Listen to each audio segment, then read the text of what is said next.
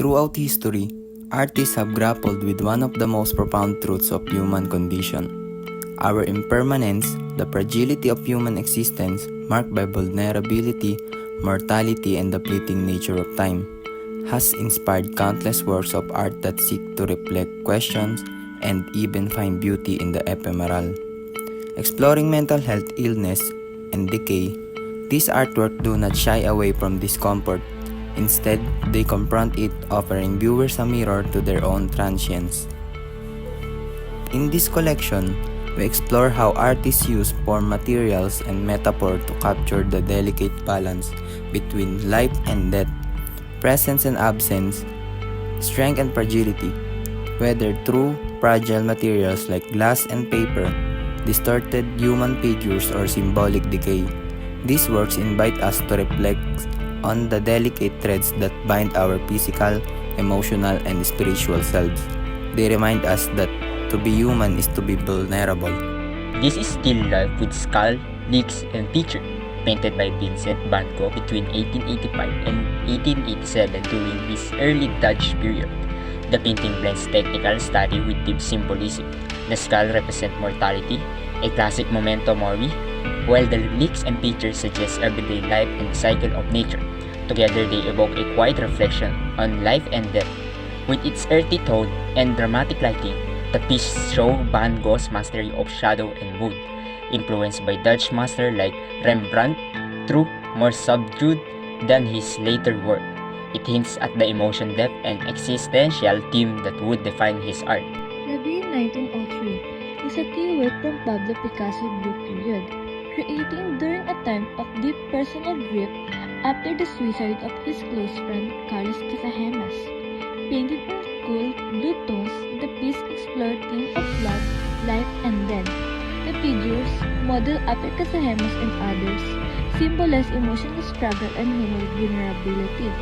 Now, housed in Cleveland Museum of Art, the painting reflects Picasso's early use of art to process sorrow and existential questioning. Painted by Edward Collier on 1696, Still Life with a volume of Wither's emblems originated from the Dutch Baroque period, which often focused on themes about life, death, and time. This piece reflects the era's focus on knowledge, mortality, and material wealth. The painting uses rich, dark colors and soft lighting to create a dramatic effect. Detailed lines and realistic forms show Collier's skill with texture and perspective. Symbols like books, skulls, and hourglasses remind viewers of time, death, and the limits of worldly things. Memento mori is a concept rather than a single artwork, but it's only been interrupted by many artists throughout history. One notable example is by Philippe de Champaigne titled Still Life with a Skull, created around 1671. The work reflects the Baroque era, religious intensity, and the theme of human mortality. Common in 17th century Europe, memento mori translates from Latin as remember you must die, reminding viewers of the temporary nature of life. The painting uses a muted color palette, browns, black, and grays to evoke a somber, reflective mood. The composition is simple but symbolic. A skull, a wilting flower, and an hourglass, all classic symbols of time and mortality.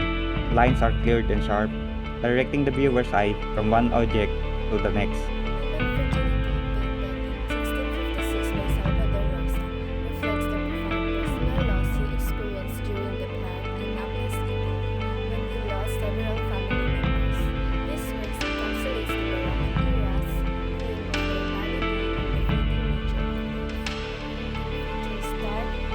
Colors that create a melancholic mood, emphasizing the bleakness of the human condition. Expressive lines and craft forms convey unease, reinforcing feelings of confinement and helplessness. Symbolism is rich throughout, with central figures representing vulnerability and the skeletal figure symbolizing death, alongside an inscription that highlights the suffering inherent in life. Process technique is masterful, utilizing light and shadow to enhance emotional intensity and realism in the figures. The painting evokes deep sadness and contemplation of mortality, leaving the viewers to reflect on the ephemeral nature of existence and the inescapable end. This Still Life, with the striking contrast of a skull, An ordinary object deeply affects our group, reminding us of life fragility and the importance of living purposefully. The painting's powerful theme, the tension between life, death, and the passage of time, inspire mindful reflection of our shared human experience and the need to cherish every moment. Still life with a volume of readers' emblems shows how life can fade quickly, reminding us that human existence is only temporary. It matters because it perfectly represents our group's theme, showing how even powerful symbols like art can stop time or death coming for humanity. The objects in the painting reflects humanity's fragile nature and helps us understand that everything we value is vulnerable and can be lost. The grief powerfully conveys the emotional aftermath of conflict, highlighting the biggest struggle are often internal. Its somber tone and muted colors remind us that the effect of war extended far beyond the battlefield, touching the human soul profound ways. Remember you and I. For me, this is the precious moment and limited. It reminds us to value our time together and not to take it for granted. This moment is a way to truly have, but we shouldn't face it on things that don't matter, like holding grudges or leaving someone else's idea of success. It's a human fragility depicting frail skeletal figures in chaos. Powerfully symbolizes our vulnerability. This resonates with our shared experiences of life uncertainties, prompting empathy and appreciation for life's benefits. The artwork theme emphasizes the importance of present moments and human connection. As we reach the end of this exploration, it becomes clear that the fragility of human existence is not merely a subject of sorrow or fear. It is also a source of depth, empathy, and meaning.